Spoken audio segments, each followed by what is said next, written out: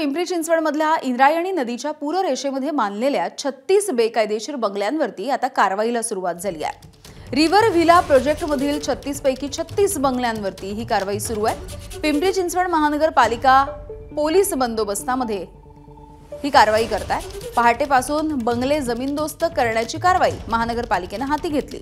Supreme court आणि राष्ट्रीय हरित लवादाच्या निर्णयानुसार सर्व बंगले पाडले जात आहेत। सकाळी 8 वाजेपर्यंत 25% काम पूर्ण झाले होतं आणि उर्वरित 75% काम हे आजच्याच दिवसात पूर्ण करण्याचं महानगरपालिकेचं उद्दिष्ट आहे। याचा आढावा घेतलाय आमचे प्रतिनिधी नाझिम मुल्ला यांनी। पिंपरी चिंचवडमधील इंद्रायणी नदीच्या पूररेषेत जे 36 बंगले बांधण्यात आले होते ते जमीनदोस्त करायला आता सुरुवात झालेली आहे। पहाटे 4 वाजल्यापासून ही सगळी मूवमेंट सुरू होती। त्यावेळेला या 36 बंगल्यातले रहिवासी झोपेत होते। हे सगळे बंगले जे आहेत त्या ब्ल्यू लाईन मध्ये होते आणि याच्यावरती पर्यावरणवाद्यांनी आक्षेप जो आहे तो या ठिकाणी घेतला होता।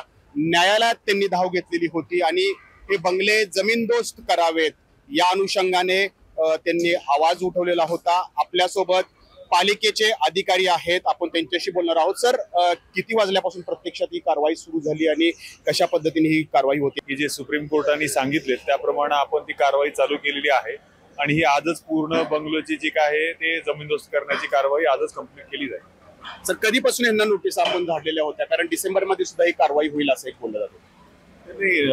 एनजीटी मध्ये जेव्हा हा प्रकरण गेलं त्याच्यानंतर याला नोटिसेस पण दिले गेल्या। त्याच्यानंतर याच्यामध्ये सुनावणी पण झाली। एनजीटीने त्याच्या विरोधात निकाल दिला याची करताच्या। मग त्याच्यानंतर त्याच्या अगेन्स्ट मध्ये त्यांनी सुप्रीम कोर्टात रिव्ह्यू पिटिशन दाखल केलं।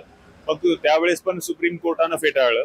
2 वेळेस सुप्रीम कोर्टामध्ये एकतर मूळ पिटिशन प्लस रिव्ह्यू पिटिशन अशा प्रकारे त्यांनी दाखल केलं, ते की सुप्रीम कोर्टानं फेटाळलं।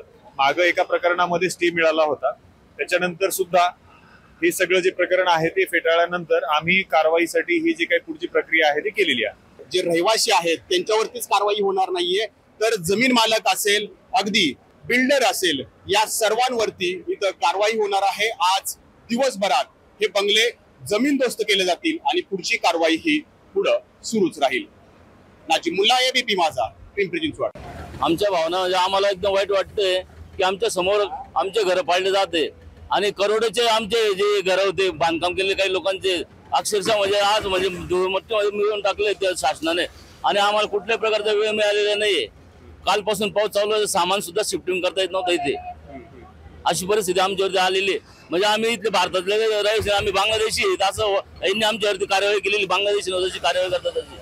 सर, माझ्या कुटुंबामध्ये माझ्या सकट माझे भाची असं टोटल आम्ही 14 जण राहतो। सर, मी साधारण आहे ना सर 1,35 लाखाच्या आसपास मी खर्च केलेला आहे आणि सर ह्या 1 दिवसामध्ये जमीनदोस्त झालेला आहे। किती कर्ज किती काढले त्यासाठी? कर्ज सर मला 68,000चा हप्ता आहे। टोटल माझ्याकडे 47 लाख रुपयाचं कर्ज आहे सर।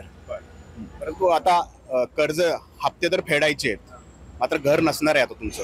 नाही सर, आम्ही काही इथंच राहू सर, आम्ही काही करू इथंच राहू सर, आम्ही कुठं जाऊ शकत नाही कारण ह्याने आम्हाला रस्त्यावर आणलं तर आम्ही रस्त्यावर राहू सर। प्रशासनाने आमचं फसवणूक केलेली आहे। खरेदी खत केलं पहिली गोष्ट, ब्लू लाईन जर असती तर ती खरेदी खत झालंच नसतं। हे आरझोन म्हणून आम्हाला विकण्यात आलं। त्याच्यानंतर हे प्लॉटिंग प्रॉपर बनवण्यात आलं। आमच्याकडनं 20-20 लाख रुपये प्रति गुंठा घेण्यात आलं। ज्या वेळेला हा 6 महिने पहिले जेव्हा निकाल लागला कोर्टाचा त्यावेळेला आपल्या सरकारने एक आश्वासन दिलं आम्हाला इथं पॉलिटिकलने की इथं तुमच्या घरांना काय होणार नाही। तेव्हा इलेक्शन पिरियड होता। अच्छा, निवडणुका होत्या? निवडणूक असल्यामुळे तेव्हा कारवाई थांबवली 6 महिने अगोदर आणि आज इलेक्शन निवडणुका झाल्यानंतर ही कारवाई परत तुम्ही चालू करताय म्हणजे याच्यामध्ये नेमकं आम्ही दोषी कोणाला ठरवायचं? स्वतःला दोषी ठरवायचं काय या शासनाला प्रशासनाला दोषी ठरवायचं? एबीपी माझा, उघडा डोळे बघा नीट।